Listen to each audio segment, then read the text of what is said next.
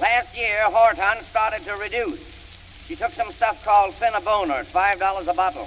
The first 5 bottles had no effect on her, so she took another, and then they all began to work at once. Inside of 2 days, she lost 20 pounds, and before the week was out, she could take her waist off over her head without unhooking the collar. She had to cut down all her clothes, and in 2 weeks she was wearing one of her old sleeves for a skirt.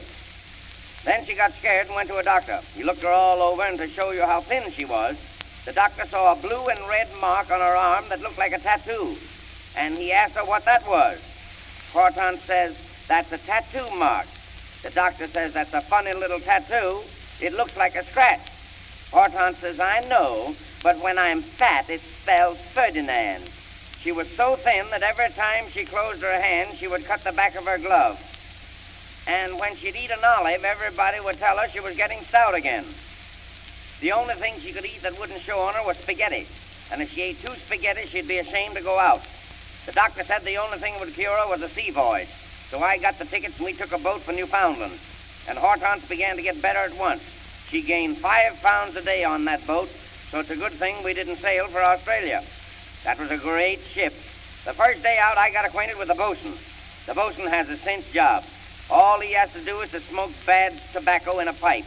He fills his pipe every morning, goes down to the sailors' boudoirs, and pipes all hands to breakfast. In the afternoon, he pipes off the gamblers in the smoking room, and every evening when the passengers want to sleep, he pipes them off over the transom. Some sailors brag about being to sea, but a good bosun gets to see more than any of them. This bosun knew everything. He told me all about navigation. He said the first thing you had to do was to learn to weigh the anchor. You put the anchor on one side of the scales and a life preserver on the other, and if they balance each other, the ship can sail. After that, the bosun and I got chummy. And to show how much he thought of me, he took me down and introduced me to the bartender. The bartender had been on that boat for 20 years. I asked him if he'd ever saw a sea serpent. And he said no, but a lot of people who come in here have. And sure enough, on my 4th drink, I saw a dozen pink whales, 7 alligators, and a whole flock of sea serpents. When I woke up, I was in my berth. I felt an awful shock, and somebody yelled, "The ship is sinking." I was all dressed, but I thought the ship might sink, so I put on my rubbers and ran out. Men and women were running around just as they got out of bed. The captain hollered down to the bosun to pipe the crew on deck. But the bosun says, "No, I'll stay down here and pipe the girls." I went up to the wireless operator. I knew I was safe up there with him because the vaudeville agents would get him before he could drown. Then the captain ordered all the women in the boats first.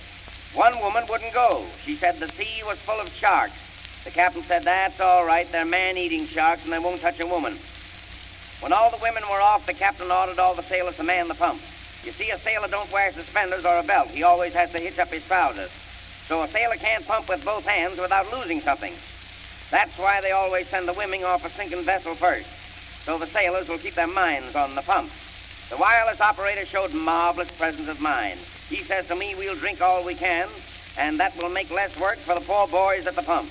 Then he sent a code message to the bartender, the magic letters RYE, followed by PDQ. Somebody put the captain onto our scheme, and he said, "Great, I'll help you. We may be able to drink the vessel dry."